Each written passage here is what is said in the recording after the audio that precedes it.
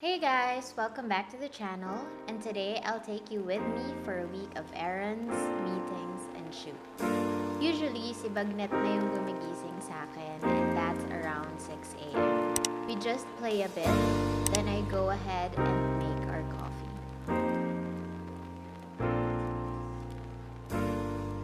This one is a local ground coffee from Benguet.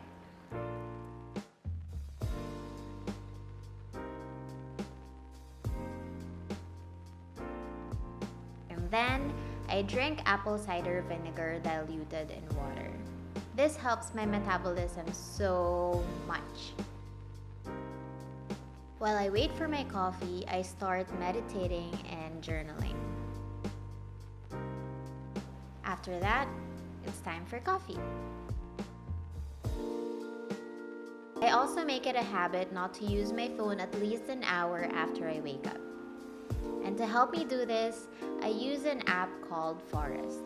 This allows me to set time where I cannot use any other apps on my phone, because if I do that, the tree that I'm growing inside the app would die.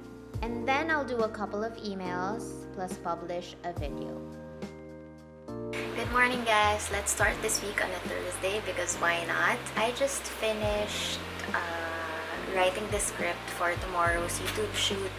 I'm starting to batch my content and hopefully matapos ko yung dalawang videos tomorrow.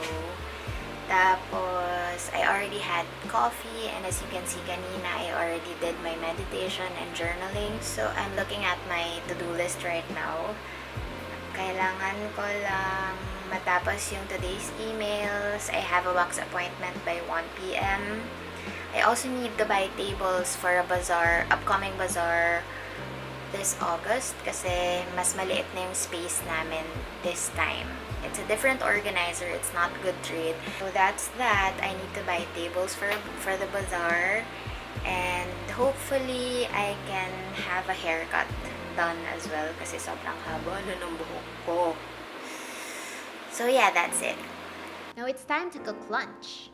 I'm making tofu sisig today and as of now, this is one of my favorite recipes. So start dicing the tofu.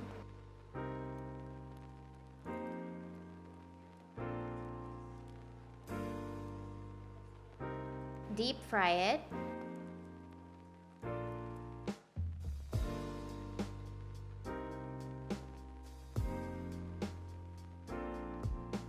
Mince onions, bell pepper, and green chili or siling sigang.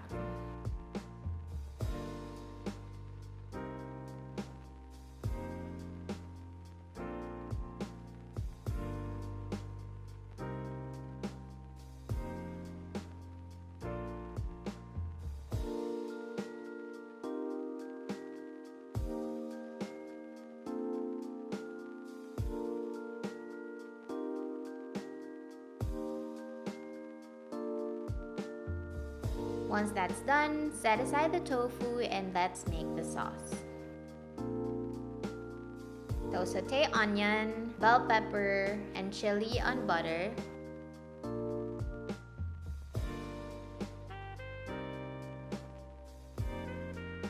Then add mayo, soy sauce,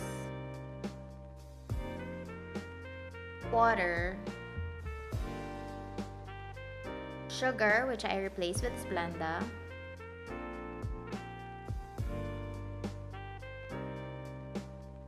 and ground pepper.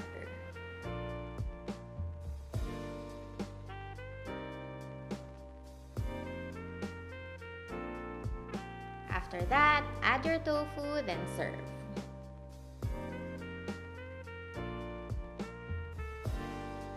A kitchen hack. You can clean your pans easier by adding baking soda on boiling water. Matatanggal na nito yung dikit sa pan.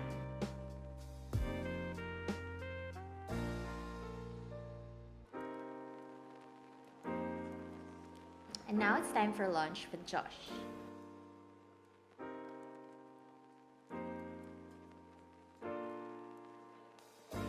And now let's get ready to leave the house.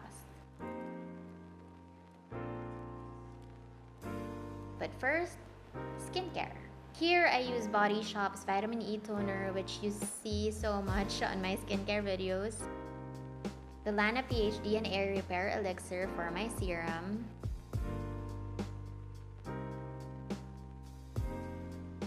Lana PH Sunblock, which I also use as moisturizer and primer. And of course, Lucas Papaw to moisturize my lips. Now let's go to makeup. It's just a regular day of errands, so today I'll just use one makeup product. And here I'm using Sunny's and Nudist, and I use this for contour, blush, and lipstick.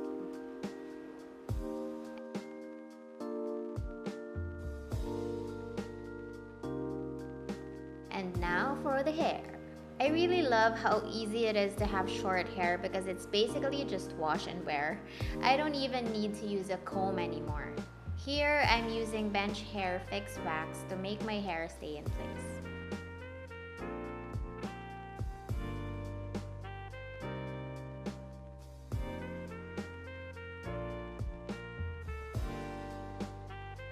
So we are now on our way to the mall for the wax appointment. Actually, medyo late na ako. So, wait lang. I'll see you right there.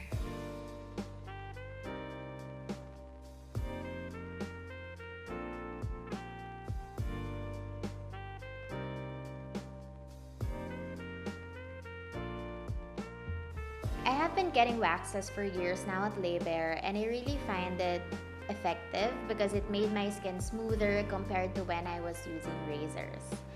It's also a better option for the environment since you don't need to use epilators or razors anymore. So waxing is done, but I have to go home first kasi padating sa bahay yung mag-aayos ng aircon kasi nasira yung thermostat namin. As in, sobrang lamig!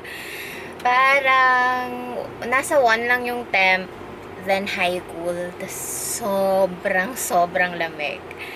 Kahit si Josh nilalamig. Ako kasi sobrang lamigin ko talaga. Pero siya hindi, mainitin siya. And siya mismo, sobrang nilalamig din. So, see you at home.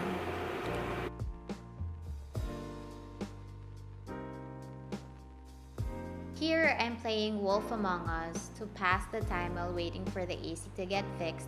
And so far, I'm enjoying it. And hi, from Bagnet.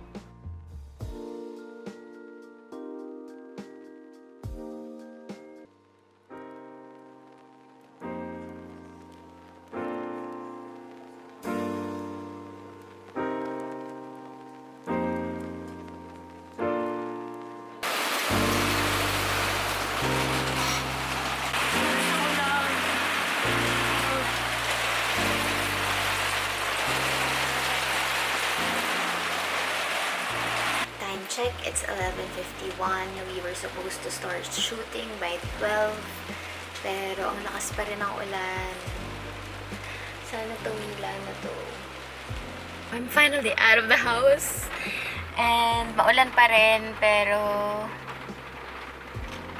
I need to go to work. I'm on my way to the office. Hopefully tumila na rin tong ulan dahil we'll be having a shoot, as I mentioned a while ago. Pero dadaan muna ako ng parlor, which is just on the first floor ng building ng office. So, yeah. I'll see you there. Lalagay kita sa vlog. Okay lang. Abutin lang. Ito si Jackie. Finally, nandito na ako sa parlor. I came through after all the... Tingnan mo ngayon, wala nang ulan.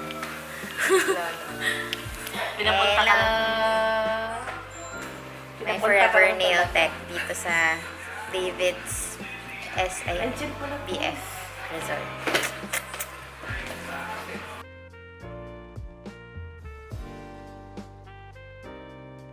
So, we're done with parlor. So, I finally had my gel polish removed. And bala ko siyang pagpahingayin for a while. Sabi din ni Jackie, yung nail tech sa David's, pagpahingayin ko daw talaga yung nails ko dahil ang nipis na. Because I've been using gel polish for siguro 3 months straight already. And of course, that's not healthy for the nails. So, ayun. And then I finally had my haircut. Do you like it? I like it. I love it, actually. Birthday ng daughter ni Jackie. So, binigyan din niya ako ng food. Hehe. Thank you. Here, I'm preparing to batch for my YouTube content. I'm putting a bit more makeup para hindi naman ako sobrang putla sa camera. Finally done with shooting the first video. We're about to start with the second video and ang ulan pa rin, grabe. Hi, Dayan. Video vlogception. Testing out our rig right here. Second video done and it's a wrap! After the shoot, I just had a meeting with luxo.ph, a couple who's ultra passionate with coffee. They will be supplying cold brew coffee for the Cat Coffee Shop. Good morning, it's a Saturday and today we're going to Jack to see units for the husband's business and I will quickly drop by Slow Store. Maybe. May meron sa kuwan mo sila. Pwede detection naman si Ghosts. Sir.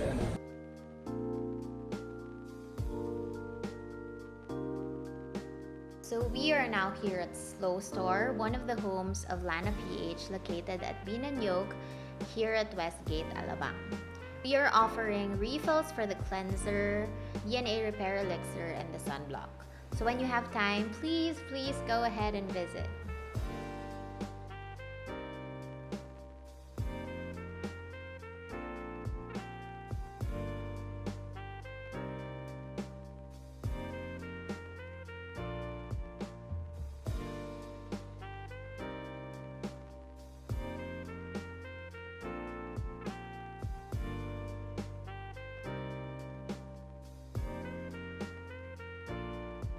And we are capping the night with a Japanese dinner with Josh and my brother-in-law at Shinomiya here in Westgate.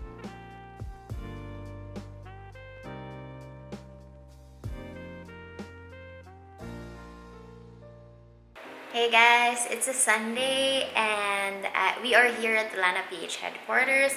I'll just have a quick meeting with Mary. She's a Pinay designer as well.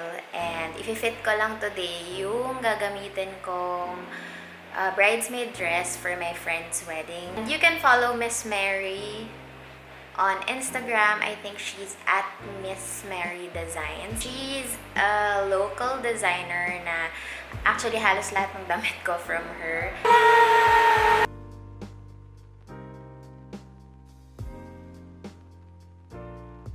So there you go. Thank you so much for being with me till the end of the video. And I appreciate you so much as always. Sending you love and light your way, and I'll see you on the next one. Bye!